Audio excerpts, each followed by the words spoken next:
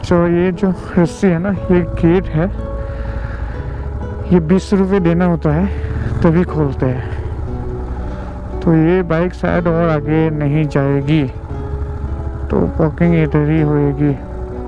हमने बाइक इधर रखा और हम लोगों ने, इंटरेस्टिंग बात है कि हम लोगों ने आज एक गाइड लिया है। प्लीज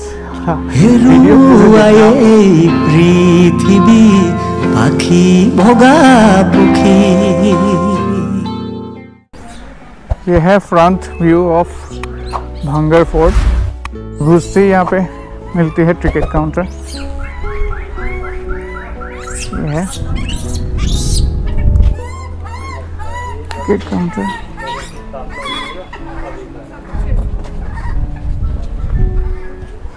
प्राचीन हनुमान का मंदिर है के जो जब से इस नगर की स्थापना हुई थी भानगढ़ की, जब से है। जो 6 टेम्पल शेष बचे थे ना, उनमें से एक ये भी था। तो यहाँ पे टिकट काउंटर ये है और एक ये हनुमान मंदिर है। तो टिकट काउंटर से हमने टिकट ले लिया और हमने, ये भाई साहब जो है ये गाइड है। गाइड साहब आपका नाम बताइए। सर मेरा नाम राजेंद्र कुमार मीणा है। मैं यहीं से गाइड हूँ भानगढ़ से। और मेरी जो मोबाइल नंबर है, कभी संपर्क करना चाहो तो 90017 85 622। ओके, तो इन्होंने अपना नंबर दे दिया है। अगर आप लोग आते हो तो इनको इसी नंबर से कांटेक्ट करके आ सकते हो। फिलहाल अभी देखते हैं आगे और आप लोगों को भी दिखाते हैं। यह है एक फोर्ट, भानगढ़ फोर्ट की पूरा नक्शा इधर है, मतलब डायग्राम, मैप।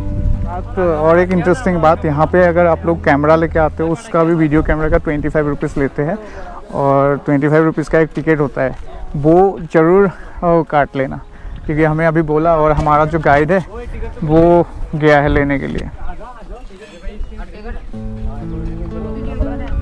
पूरा परकोटा बना हुआ है, ये दीवार थी पहले, ये परकोटा है। तो 1.5 किलोमीटर का परकोटा है। तो इसमें उस वक्त 5 दरवाजे हुआ करते थे। तो हर दरवाजे से जैसे जो सेनाएं आती थी रियासतों से, उन्हीं अनुसार उनके नाम थे। तो अब हम दाहिने क्षेत्र से अगर उन दरवाज़ों की बात करते हैं, जो पहला गेट था उसको फुलवारी का गेट बोलते थे। उसका रीज़न ये था कि वहाँ पर जो माली होते थे ना, वो फुलवारी वगैरह खेती वगैरह करते थे फूलों की। फिर दूसरा जो गेट था उसको दिल्ली गेट बोलते थे। उस गेट से दिल्ली रियासत की जो सेनाएं थी ना, वो आती थी।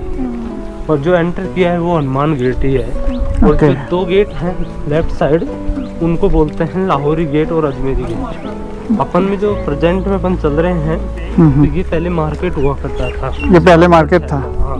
ये जो दुकानें हैं, ये शॉप थी पहले जितने भी थी ना, ये शॉप हुआ करती थी उस वक्त में। तो इस जोहरी मार्केट के बारे में बताते हैं कि जैसे हीरे जवाहरात, ऐसी जो व्यापार वगैरह होता था वो इसी के अंदर चलता था वो। इसके बाद में क्या होता है कि जो भगवान दास जी ने 16वीं सदी में स्थापना की थी, तो उनका जो इसका जो मेन पर्पज था कि एक यहाँ बड़ा नगर स्थापित किया जाए। तो उन्होंने इस किले का निर्माण करवाया था। तो ये जो चारों तरफ से देखो पहाड़ियों से घिरा हुआ है, तो ये सुरक्षा की दृष्टि के लिए बनाया गया था। और ये जो सारे है ना, पहले दुकान थे ये सारे, पूरी शॉप थी। ये तो पहले दुकान थे। 500 से भी ज़्यादा दुकानें थी। मतलब पूरा एक नगर था ना, यहाँ पे सिटी था। एक सुनियोजित तरीके से बसाया हुआ शहर था पूरा का पूरा। इसके बाद में ये ट्रिपोलिया मार्केट था। ये ट्रिपोलिया मार्केट के जो जस्ट बगल में ये हवेलियाँ बनी हुई है, तो उस वक्त जो धनी लोग होते थे उनकी हवेलियाँ होती थी, जिसमें से राजपुरों की हवेली और जैसे तेलियों की हवेली, राजपूतों की हवेली, अलग अलग नाम से इन हवेलियों को पुकारा जाता था। और जस्ट बगल में जो पूरा नगर बसा हुआ था, इस पे आप देखेंगे कि जो भी ये पहाड़ी क्षेत्र है, तो इनमें दीवारें वगैरह आज भी दिखाई देती हैं पूरा का पूरा। यानी कि ये पूरा 5 किलोमीटर के दायरे में बसा हुआ है पूरा जो ये नगर था भानगढ़। वो देखो, इस मार्केट की कुछ विशेषताएं ये थी कि यहाँ की दुकान थी पहले शॉप, तो 3-3 फ्लोर में हुआ करती थी। जो करण अर्जुन की फिल्म बनी थी 1995 में शूटिंग हुई थी उसकी, 13 दिनों के लिए क्लोज कर दिया था वहाँ पर बिल्कुल, क्योंकि शूटिंग के कारण इसको क्लोज कर दिया गया था। और उसमें जो चूड़ी जो मार्केट दिखाया गया है उस फिल्म में, तो इसको सजा के रेनोवेशन करके इसको सजा के, हाँ, और इसी में वो शूट हुआ था। ये जो जितने भी पेड़ है, हाँ, ये सबसे बड़े पेड़ है बरगद के। तो बरगदों के पेड़ के बारे में ऐसा बताया जाता है कि साइंस के अनुसार इनकी सबसे ज़्यादा उम्र होती है। तो ये जो पेड़ है इनके बारे में ऐसा बताया जाता है कि ये कम से कम 1000 वर्ष पुराने हैं। जब, हाँ, तो जब ये नगर का जो निर्माण हुआ था उसी से भी पहले के पेड़ है, क्योंकि आप देखेंगे कि इनका मूल ही नहीं दिखाई दे रहा, क्योंकि क्योंकि पेड़ों के, तो इसलिए ये पेड़ों की ये विशेषता है, बहुत पुराने हैं। इनमें जो सर्प वगैरह होते हैं तो दिन में घूमते करते रहते हैं। इसको त्रिपोलिया गेट बोलते हैं। अच्छा, ये 3 डोर है, इसीलिए इसको त्रिपोलिया गेट। यहाँ पर राजा की हाई सिक्योरिटी रहती थी। इस जगह पर राजा की बहुत हाई सिक्योरिटी रहती थी, क्योंकि यहाँ से जो राजा का महल प्रारंभ हो जाता था। यहाँ तो नगरवासी वगैरह जो मार्केट वगैरह होता था वो चलता था। इसके पास में प्राचीन मंदिर वगैरह जो बने हुए हैं, ये गेट सब बाद के हैं। जो पहले के गेट हुआ करते वो लकड़ी के गेट थे, जिनमें आगे सूलीदार होते थे ताकि कोई उस पर सीधा अटैक ना कर सके। दौसा डिस्ट्रिक्ट में गांव पड़ता है। उस जगह माधो सिंह जी की शादी हुई थी और उनकी रानी का नाम था रत्नावती जी। रत्नावती जी के बारे में बताया जाता है कि रानी रत्नावती एक शिव भक्त थी। भगवान शिव के प्रति उनका अच्छा वो था रेस्पॉन्स। तो उन्होंने यहाँ पर पूरे भानगढ़ शहर में 6 मंदिरों का निर्माण करवाया था। वो अलग अलग थे, जिनमें एक शिव जी का मंदिर भी मौजूद है, जिसका आपको आगे उनका अलग से विवरण बताया जाएगा। तो क्या होता है कि जो रानी रत्नावती जी के बारे में ऐसा कहा जाता है कि रानी रत्नावती काफी सुंदर थी, और सुंदर होने के कारण यहाँ का एक बहुत बड़ा अघोरी था। हाँ, तो उसको मैजिशियन भी बोला जाता था, जादूगर, और उसको तांत्रिक के नाम से भी जाना जाता था। हाँ, तो उसका जो नाम था वो था सिंधु सेवड़ा। उस अघोरी का नाम था सिंधु सेवड़ा। सिंधु सेवड़ा के बारे में बताया जाता है कि बहुत बड़ा और नामी तांत्रिक था, यानी कि उससे लोग डरते थे। तो उसने क्या किया कि रानी को अपने वश में करना चाहता था अपनी तांत्रिक शक्तियों के माध्यम से। और प्लान ये बदला कि जो वो टावर था ऊपर चेकपोस्ट के जस्ट पास में ही उन्होंने एक झोपड़ी बनाई और सेना के लोगों को रीजन बताया कि मैं यहाँ भक्ति भाव करूँगा। बट उसका मेन जो कारण ये था कि वो रानी की कुछ एक्टिविटियाँ और ये देखने के लिए ही वो वहाँ पर वो झोपड़ी बनाई थी। तो उसने थोड़ी रानी की जो एक्टिविटी, भाई रानी कितने बजे यानी पूजा पाठ के लिए आती है, कितने बजे, कहने का मतलब है कि वो घूमने निकलती है रानी, तो सारी उसने जानकारी जुटाने के बाद में जो ये मार्केट से निकल के आए हैं, जो त्रिपोलिया मार्केट था, इसी में जो दुकान थी जिससे रानी का जो रोज संघार का जो सामान वगैरह जाता था, उसी दुकान पर उसने क्या किया कि एक ऐसा इत्र बनाया कि जैसे ही रानी उसका यूज करे और उसके ऑटोमेटिकली उसके पास आ जाए। तो ऐसा उसने इत्र बना दिया और उस दुकानदार के पास रख दिया। अब उसने दुकानदार ने भी उस बात को शेयर नहीं किया, क्योंकि उससे डरते थे तांत्रिक से। तो शाम को वक्त जैसे ही रानी आई, जैसे ही शाम को वक्त में जो मार्केट में रानियों को तो अलाउ नहीं होता था, बट जो दासियाँ होती थी उनकी वो आती थी और वो उसी दुकान से जो सामान लेके गई थी उसी में वो इतर दासियों के माध्यम से रानी तक पहुंच जाता है। और जैसे ही रानी ने जब उसको देखा, उस सेंट को यानी परफ्यूम को, तो उसने वो जो डिब्बी थी और उसमें परफ्यूम था तो अंदर ही अंदर घूम रहा था, क्योंकि उसमें उसने ब्लैक जादू कर दिया था, काला जादू कर दिया था तांत्रिक ने। इस कारण ही वो अंदर ही अंदर घूम रहा था। इसलिए रानी को डाउट हो गया और रानी ने उसको यूज नहीं किया उसको।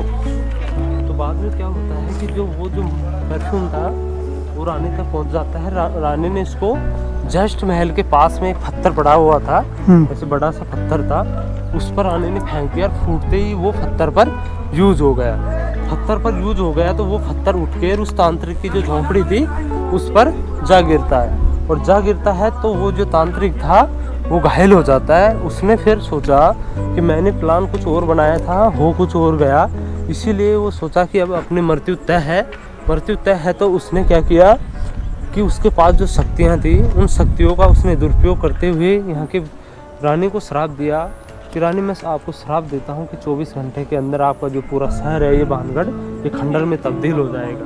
और जैसे ही ये बात जब नगर में फैली तो 30% लोग तो यहाँ से चले गए, 70% लोगों ने सोचा कि ये केवल और केवल अफवाह है, तो वो लोग यहाँ पर ही रह गए। तो वो जैसे ही 24 घंटा का समय हुआ और समय होते ही यहाँ पर बहुत बड़ी एक सुनामी आती है, आप ऐसा मानो बवंडर टाइप, जिससे कि यहाँ की जितने भी पूरा मार्केट वगैरह था, हवेलियाँ थी, जितने भी चीज़ जो बने हुए थे वो सारे के सारे तहस नहस हो गए। और जो भी 70% लोग थे वो मारे गए, जितने भी लोग बचे थे 70% वो लोग मारे गए। तो उन्हीं लोगों के बारे में ऐसा बताया जाता है कि उन्हीं की आत्मा यहाँ विचरण करती है। क्या कि हिंदू धर्म के अनुसार बताते हैं कि भाई जिनकी आत्माओं का क्रियाक्रम वगैरह नहीं होता है तो वो आत्माओं एक तरह से मोक्ष नहीं होती है, और मोक्ष नहीं होती है तो वो विचरण करती हैं। तो इसी के कारण इसको मोस्ट हॉन्टेड किला माना जाता है। इसी किला को भूतों का किला भी कहा जाता है, तो उसका भी रीजन यही है। यहाँ पर केवल बचे थे तो केवल 6 मंदिर बचे थे। 6 मंदिर में ये गोपीनाथ जी का मंदिर है। ये मंदिर जो है गोपीनाथ जी का मंदिर है। गोपीनाथ जी का मंदिर है। तो इसके बारे में ऐसा बताया जाता है कि पहले जो मूर्तियाँ थी वो खंडित हो गई थी, तो इनमें किसी में भी मूर्तियाँ नहीं है। इस मंदिर की कुछ विशेषता ये थी कि द्रविड़ शैली का बना हुआ है। जो साउथ में जो मंदिर बने हुए हैं, तिरुपति मदुरई में जितने भी मंदिर है उनसे मैच खाता है ये मंदिर पूरा का पूरा। और इसमें जो करण अर्जुन में लास्ट में जो वो गाना बना था, बंधन तो प्यार का बंधन है, तो इसमें उसको शूटिंग किया गया था। उसके बाद में ये जो जगह थी पूरा ये पार्क हुआ करता था, जिसमें राजा महाराजाओं के जो कार्यक्रम आयोजित होते थे, रासलीलाएं, रामलीलाएं, हाँ, इसमें जैसे नाटक वगैरह होते थे राजा महाराजाओं के वक्त में, वो सभी यहाँ आयोजित होते थे। वो एक मंच हुआ करता था पूरा।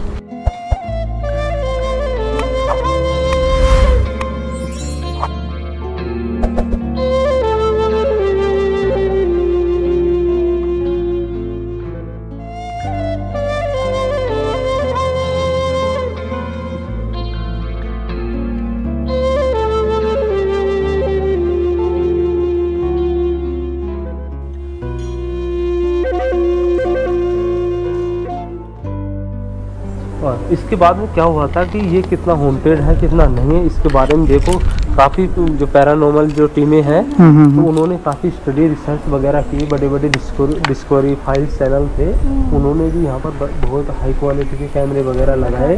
तो उनमें देखो हाई क्वालिटी के कैमरों में कुछ आत्माओं के चित्र कैप्च हुए थे, और जो चित्र कैप्च हुए थे ना तो उन्हीं के आधार पर उन्होंने बताया था कि रियल में यहाँ पर नेगेटिव एनर्जियाँ हैं। इस बात को नज़रअंदाज नहीं किया जा सकता। उसके बाद ही इसको पूरे भारत का हॉन्टेड किलों में शामिल किया गया। हाँ, एशिया में दूसरे नंबर पर है और इंडिया में नंबर 1 में है। इंडिया में नंबर 1 है, और एशिया में यानी कि दूसरे नंबर पर, पहले नंबर पर जो बीजिंग शहर पड़ता है चाइना में, वहाँ भी कोई ऐसी जगह है जहाँ पर नेगेटिव एनर्जियाँ एक तरह से विचरण करती है। इनके बारे में बताया जाता है कि नेगेटिव एनर्जियाँ एक तरह से रात होती है ना तभी ही एक्टिव होती है। तो देखो कभी कभार हमने यहाँ महसूस किया है, देखा है, शाम के वक्त आसपास के जो लोग होते हैं तो यहाँ पर एक तरह से रोशनी होना, विभिन्न प्रकार की आवाज़ें आना, जैसे कभी जानवरों जैसी आवाज़ आना, कभी बच्चों जैसे, कभी बड़े आदमी की जैसी आवाज़ें आना। तो ये एक आम बात है। ये यानी कि ये कंटिन्यू नहीं होती हैं ये चीज़ें, यानी कि महीने में 1 या 2 बार, हाँ नहीं महीने में कम से कम 1 या 2 बार, हाँ देखो रात में होती है। मैं बता रहा हूँ रोशनी वगैरह जो होती है ना यहाँ पर उजाला टाइप, तो ये महीने में 2-4 बार होता है। तो ऐसा महसूस होता है कि जैसे कोई आयोजन हो रहा हो यहाँ पर। वो लोग बताते हैं कि गलती से बंदा आ गया था यहाँ पर उसी आयोजन में, क्या हुआ था कि उसने जब देखा यहाँ की एक तौर तरीका तो सेम इंसानों की तरह ही था वो पहले जैसे। हाँ, तो जैसे ही उसने देखा कि वहाँ जो लोग थे उनके पैर थोड़ी बाएं दाएं थे। हाँ, तो उसने सोचा कि यार ये तो कार्यक्रम जिंदों का कार्यक्रम है। तो जिसके बाद में वो काफ़ी डर गया था। डरने के बाद में उसी जिंदों ने बताया कि आप यहाँ पर रहिए, कोई दिक्कत नहीं है आपको, और उसको सारी एक तरह से पूरी सहूलियत दी गई। 4 बजे के बाद में उसको नींद आ गई। फिर वो सुबह खड़ा होता है तो देखता है कि वहाँ पर कोई आयोजन नहीं हो रहा था। तो ऐसा छोटे छोटे कमरे हुआ करते थे, तो उनको दासियों के कमरे बोलते हैं। उनको छोटे छोटे कमरे देते थे दासियों को। ये जो मंदिर था ये तब हुआ बिल्कुल ये जो 350 साल पहले जो घटना घटी थी उसी वक्त की सेम पोजीशन में है। इसमें कोई रेनोवेशन कोई चेंजेज नहीं हुआ इसमें। ये देखो अच्छा जैसा है ना पहले हाँ। वैसा का वैसा है। ये 4थी फ्लोर है, ये 5 फ्लोर की 2 फ्लोर और थी इसके ऊपर। जिसके बाद में देखो यहाँ पर लोग जो रानी रत्नावती थी उसकी पूजा अर्चना करते हैं। एक तरह से जगह प्रॉपरली जगह चिन्हित कर रखी है लोगों ने, तो यहाँ पर लोग पूजा अर्चना करते थे। इधर ही आ जाओ, इधर से निकल के वापस निकलते हैं। बहुत तरह से जाएंगे सामने। ये एकदम मोस्ट वांटेड यानी कि जोन में आता है ये क्षेत्र। ये वाला ना ये रत्नावती जी की करते हैं उसे पूजा अर्चना लोग। तो वैसे वहाँ तक जा सकते हो, उनके अंदर जाए स्वीकारना पड़ेगा आपको। ये मोस्ट हॉन्टेड प्लेस है। इस मोस्ट हॉन्टेड एरिया की मोस्ट हॉन्टेड प्लेस यही है यहाँ की। यहाँ पे रानी रत्नावती की पूजा होती है।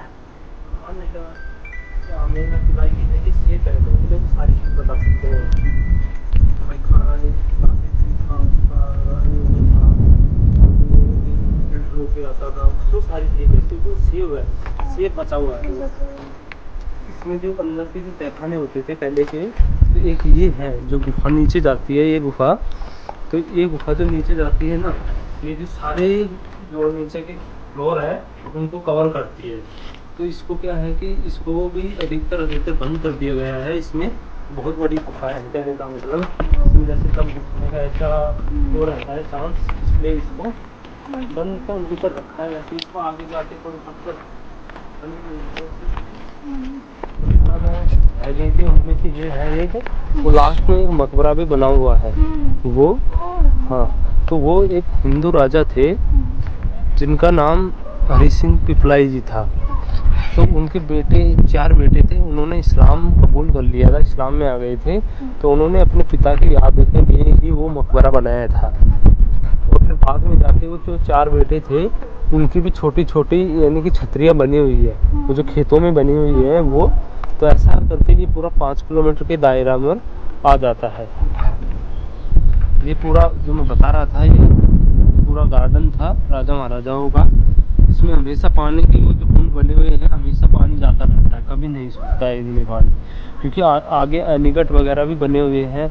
आगे कई जो ऋषि मुनि थे उन्होंने तपस्या की थी, तो उनके भी स्थान बने हुए हैं। आगे जाके जो जंगल है ये पूरा का पूरा उसमें बना हुआ है। तो हमने विजिट कर लिया most haunted place of India Bhangarh fort. Guide भी लिया था, गाइड ने भी काफ़ी कुछ बताया। होप आप लोगों को ये वीडियो अच्छा लगा होगा। And if you like this video then please do like and subscribe to my channel. And अगर ये वीडियो आप लोगों को इन्फॉर्मेटिव लगा then please do share this video with your friends, colleagues and with your family members. So यही था Bhangarh fort. और मैं एक बता दूं इस लोकेशन से अलवर जो है अप्रोक्स 90 किलोमीटर है। और यहाँ से अगर हम जयपुर जाते हैं कुछ अराउंड 60 किलोमीटर 60 किलोमीटर है। जयपुर में भी आते हो तो ये कुछ 1-1.5 घंटे का ही ड्राइव है। आप लोग आराम से विजिट कर सकते हैं। और यहाँ पे ऐसा नहीं है कि कुछ निगेटिव नहीं है, निगेटिव तो कुछ है। मेरे साथ मेरी वाइफ आई हुई थी। हमें सुनने को मिला है ना पहले से कि मतलब इसके बारे में स्टडी क्या हो और सुनी हुई है। ये बहुत हॉन्टेड बोलते हैं। हाँ हॉन्टेड है, वैसे थोड़ा बहुत नेगेटिव एनर्जी जो फीलिंग होती है वो सही से फील हुआ है, जो हम लोग के साथ बहुत थोड़ा सा अनयूजुअल हुआ है। एंड अपार्ट फ्रॉम दैट आज क्लाइमेट बहुत अच्छा है, इसलिए घूमना बहुत अच्छा लगा है। और बाकी viewers come and visit this place. Really, I mean, a good monument to see, apart from being a haunted place also. Okay अभी निकलते हैं। अभी एक्चुअली सुबह अलवर से निकले थे, अभी हम लोगों ने ब्रेकफास्ट भी नहीं किया। अभी निकलते हैं, यहाँ पे कुछ ब्रेकफास्ट वगैरह करते हैं और यहाँ से सीधा निकलेंगे सोनीपत। सोनीपत का जो यहाँ से डिस्टेंस है वो अप्रोक्स 310 किलोमीटर है। तो 310 किलोमीटर अभी मुझे निकलना है। और अभी टाइम हुआ है मतलब 11:50 हुआ है, 11:50। और अभी शायद शाम तक मैं सोनीपत पहुंच जाऊंगा। और बाकी सोनीपत इस रास्ते पे दिखाने के लिए कुछ ऐसा है नहीं, अगर कुछ होते हैं तो ज़रूर दिखाएंगे। लेकिन मैं आज का ये वीडियो जो है ना यहीं पे ख़त्म करता हूँ। And see you with an another video very soon. So तब तक के लिए like, share and subscribe to our channel. तो आवर चैनल, राइट? तो हाँ, please do like and subscribe to my channel. And one more thing, अगर आप लोग ये वीडियो मेरे फेसबुक पेज पे देख रहे हो, and to follow my Facebook page also. Thank you.